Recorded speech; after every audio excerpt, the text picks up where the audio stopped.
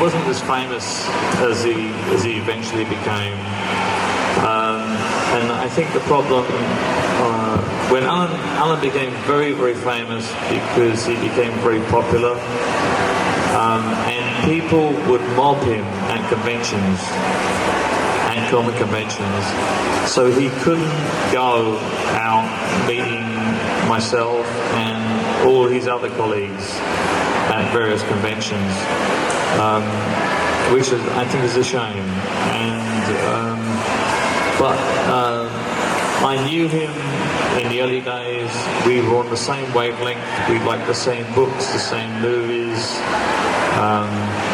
the same TV shows, and we worked together very, very well. And he's a brilliant writer, probably one of the best there has ever been in this industry, in this medium. And I'm privileged to have been able to work with him. It wasn't difficult at all because one of the questions I'm often asked at situations like this is what's it like with working with Alan Moore, and this is usually comes from people who think that I worked on very detailed scripts. The kind of detailed scripts that have become a kind of legend in comic aficionados circles. I have to tell you that I had no such scripts. In an early stage of the creation of V for Vendetta, Alan's stories were becoming very overwritten, in my view, and I joked with Alan about that, and it didn't go on. I think you have to remember that I worked with Alan in the early stages of not only his career but my career. I was just about 3 years into the business when we first created Vendetta. Alan was just 2 years into the business. I was the first person that he'd collaborated with on a series, apart from Gary Leach, and I think he was learning. But I've heard stories about the detailed scripts that Alan supplied to other artists. I would not have worked with Alan in such circumstances. I think it's very dangerous from a creative point of view for a writer to supply very detailed scripts to an artist, because it overbalances the creative contribution. And the artist and the writer must have their territory, and they must be able to be comfortable within that territory. I would not have been comfortable in the kind of territory that I hear other artists who work with Alan have been in. But as I say, this was early days. I had no scripts that were overtly detailed, and you can all rest assured that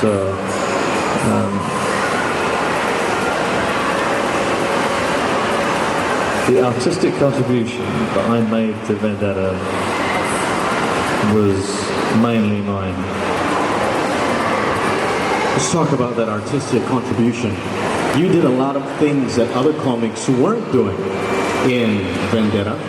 The use of chiaroscuro, no lines, just black and white, no thought balloons, no text boxes.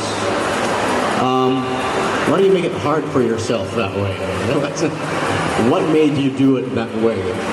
Well, it's not a matter of being hard. I mean, it didn't make it harder for me. The reason why I wanted to do that was for one reason specifically, and that is that I wanted V for Vendetta to be approached and approachable by people who, everybody, I want everybody to be able to read that book and sad thing is that a lot of the language of comics generally, sound effects like kaboom and bang and, you know, a helicopter going whopper, whopper, whopper, that's really stupid for an intelligent adult. And also thought bubbles essentially are kind of crazy because they don't happen in real life. The idea behind Vendetta, which includes a layout, the basic simple picture after picture layout, rectangular, was to reach everybody in the same narrative experience that they would have if they were watching it as a movie or a TV show. Because that's when most people experience entertainment, it's on a rectangle.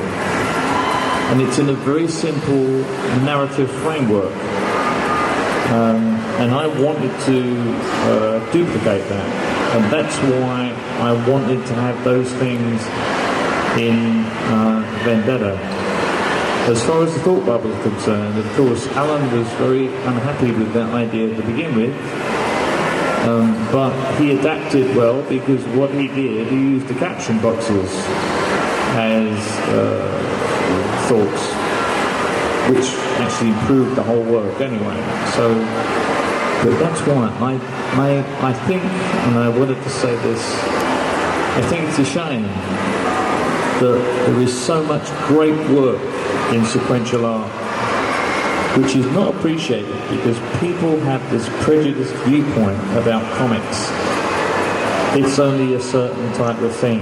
It's like it's only Superman or Batman or stuff like this. It can be about anything. And you have to talk to people, you have to reach them in as many ways as possible. And that's why Vendetta was designed to try to reach out. And it worked.